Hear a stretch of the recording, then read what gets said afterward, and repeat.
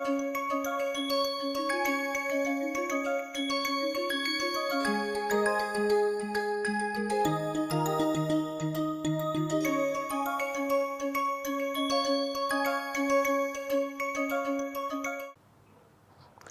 everyone, I would like to welcome you all to today's class. In the last class that we discussed various aspects of the Ireland-Claisen rearrangement where the geometry of the enolates played a very important role. Of course, the geometry of the enolates plays a very important role otherwise also that we saw in the Evans oxazolidinone case and other cases. Here in the Ireland-Claisen rearrangement, how the formation of the enolates is affected by the solvent that we discussed in detail, and of course we saw that in Ireland-Claisen rearrangement the geometry of the enolates depends on the transition state that we invoke.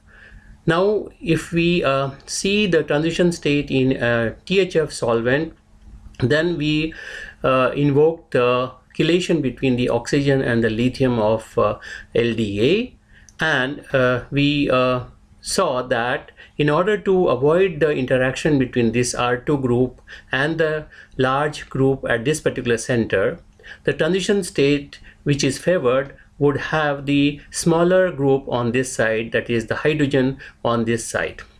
And that leads to the deprotonation of this hydrogen, which then leads to the formation of an enolate in which this methyl group and the enolate are trans to each other, or this is an E-enolate that is formed. But in THF HMPA combination, this chelation is not possible because the HMPA removes this chelation, and then the deprotonation of this starting material occurs in such a fashion that the large group, the methyl group here in this particular case, is away from this large group. So this arrangement here is not feasible for the deprotonation because methyl and the large group are on the same side. On the other hand, in this particular arrangement, the methyl group and the this large group are away from each other, and therefore deprotonation of this particular hydrogen leads to the enolate to be formed in which the methyl group and the enolate path are actually Z to each other. So therefore this particular deprotonation in THF HMPA gives Z enolate, whereas deprotonation in THF gives E enolate. Then we also looked at the Claisen rearrangement of these two types and some other types.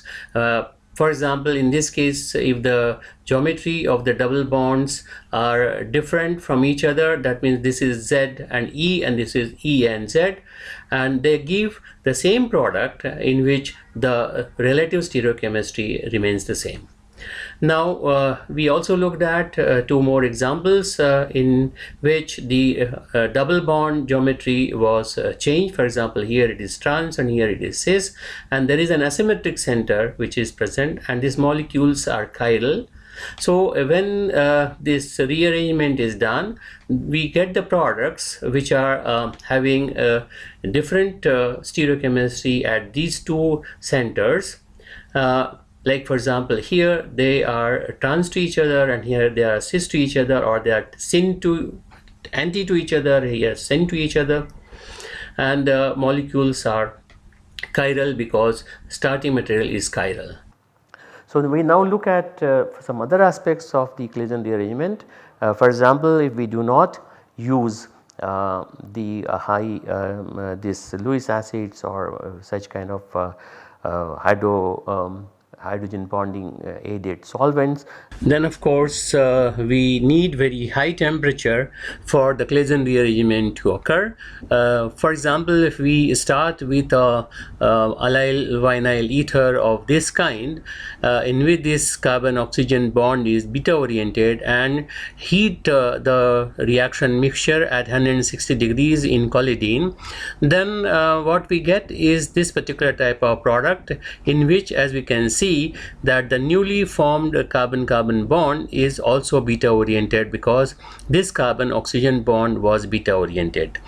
Now it means that the chirality here has been transformed to the corresponding CC bond here.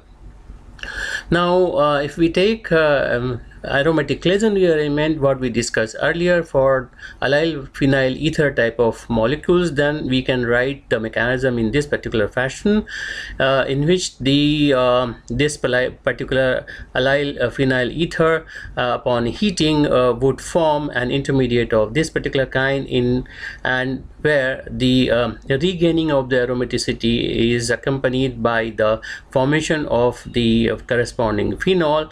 Now from the starting material, as you can see that there is a new CC bond formed at the ortho position. Now if the starting allyl phenyl ether is somewhat differently substituted, for example the ortho position are blocked, in that case for example here if they are blocked, then one can expect that the when the heating is done, the substituent goes into the para position as you can see here, but it proceeds via two types of reactions. One is of course the Claisen rearrangement, where we can say that okay, now this is what is happening here,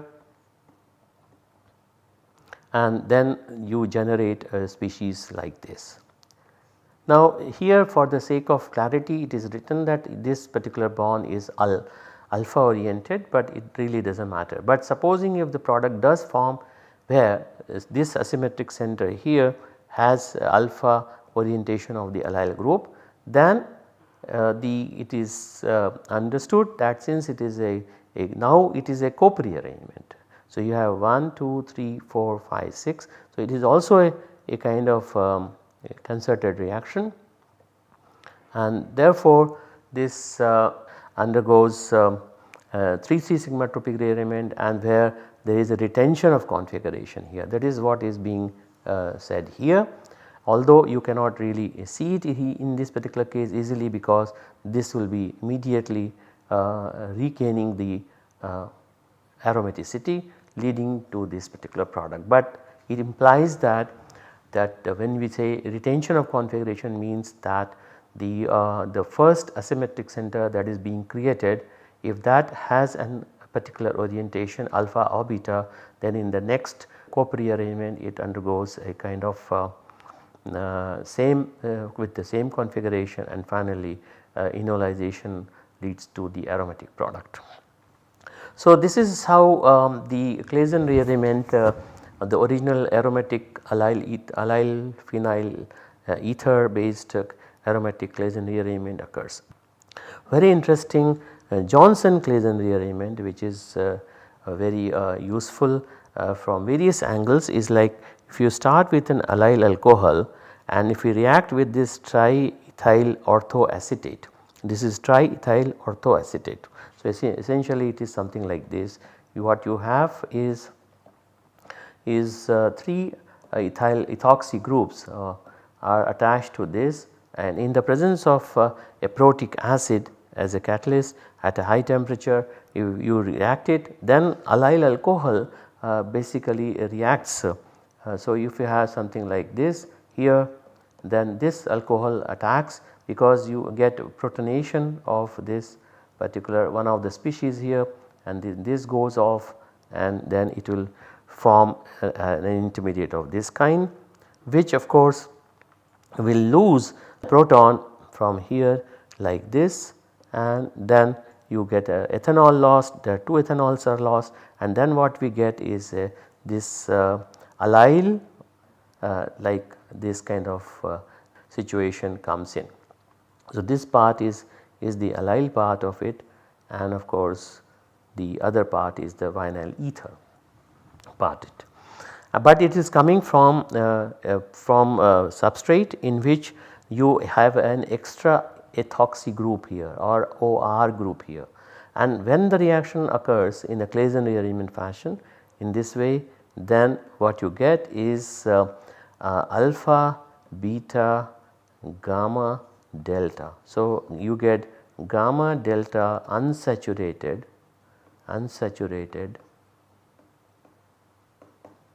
ester. You start with an allyl alcohol, you add triethyl orthoacetate, triethyl orthoacetate in the presence of an H plus, then you get an intermediate of this kind, which of course can be prepared in this way by some other means also, but it is an easy way, and of course you heat it, then what you get is a gamma delta unsaturated ester.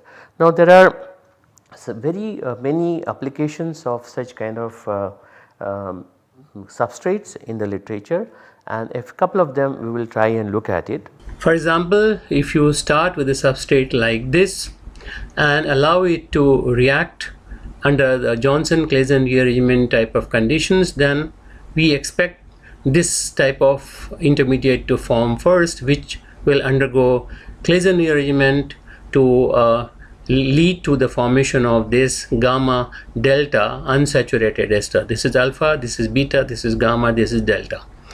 And the stereochemistry which is shown in the starting material, this carbon hydroxy bond being beta, leads to the formation of this carbon-carbon bond also in the beta orientation.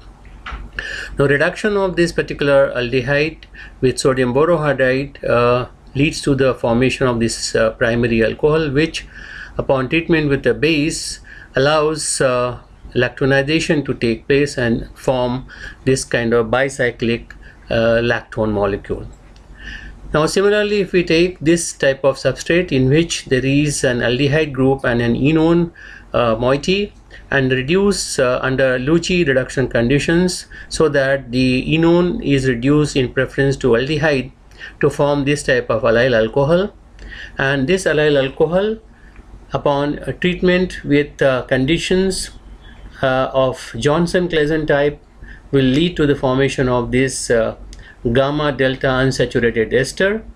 Again one can see that the carbon hydroxy stereochemistry here was beta oriented, and the same one is now here. This carbon-carbon bond is also beta oriented.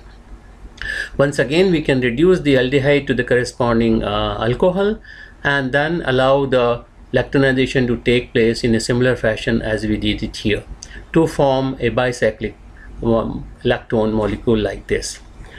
And the third example illustrates that if we take a allyl alcohol of this kind and treat the molecule under Johnson-Claisen type of rearrangement conditions, then we get this gamma delta unsaturated ester. Now instead of reducing the aldehyde, if we react with say a Grignard reagent like RMGBr, then of course that will first react with the aldehyde, because aldehyde is more electrophilic than the ester, and then the corresponding secondary alcohol will undergo cyclization to form this type of substituted bicyclic lactone. Now we look at how are these allyl vinyl ether for Claisen rearrangements are actually made. So there are some different methods by which these allyl vinyl ethers are made. For example, of course we are talking about allyl vinyl ethers for Claisen rearrangement, not for the just Johnson-Claisen rearrangement. For example, here if we take an alkyl vinyl ether something like this here like this, and if you react with allyl alcohol in presence of H plus, as one can anticipate very easily that the protonation of the double bond would occur first with a H plus being here, and then of course the lone pair of electron is going to push the electron density here to form an intermediate of this type, and of course the allyl alcohol will then add on to this, and it would allow R1 to attack it here. Then we have that means alcohol will attack onto this, and you get OR here, and of course methyl group here. And this then under acidic condition again this gets protonated here, and of course this can push this out, or eventually this will push it out, and then what you will get is allyl vinyl ether. This is what is this. Of course, in this case this is also going to push it, and again that it will deprotonate and finish it off. The other possibility is that where the Johnson-Claisen rearrangement type of substrate can be obtained is somewhat like this, where you can have a kind of selene oxide type of compound to be prepared. In fact, this is a very good home assignment for all of you, that you can try and see how you can make this small molecule, which is kind of very useful, because if you, the moment you do the selenium oxide elimination here, there is a hydrogen here. So 1, 2, 3, 4, 5, we have discussed this kind of thing, where you can anticipate that this comes in here, this comes in here, and this goes off, and you get this intermediate. Now this is the same intermediate which Johnson-Claisen rearrangement case it is, and therefore you can anticipate that this kind of rearrangement will take place, and therefore you have alpha, beta, gamma and delta unsaturated system. Now there is another way of making allyl vinyl ether, which is somewhat more recent, is by Buchwald here, who has evolved this particular method, where he uses the allyl alcohol with vinyl iodide in the presence of cuprous iodide and cesium carbonate, and in the at 120 degrees with phenanthrolene. So now this is an interesting reaction. How does this reaction occur is something that we need to look at it a little more carefully. So if we start looking at this way, that if we start with a salt of allyl alcohol like this, in which M is sodium, potassium or cesium depending on the kind of base that we start with, and react it with cuprous iodide, then we expect to form this kind of copper 1 species. Now this copper 1 species reacts with vinyl iodide via this kind of 4-member transition state, in which now we form a new oxygen carbon bond, and thus copper iodide, that is the cuprous iodide, then gets released. And this cuprous iodide then acts as a catalyst to continue the reaction in this particular fashion.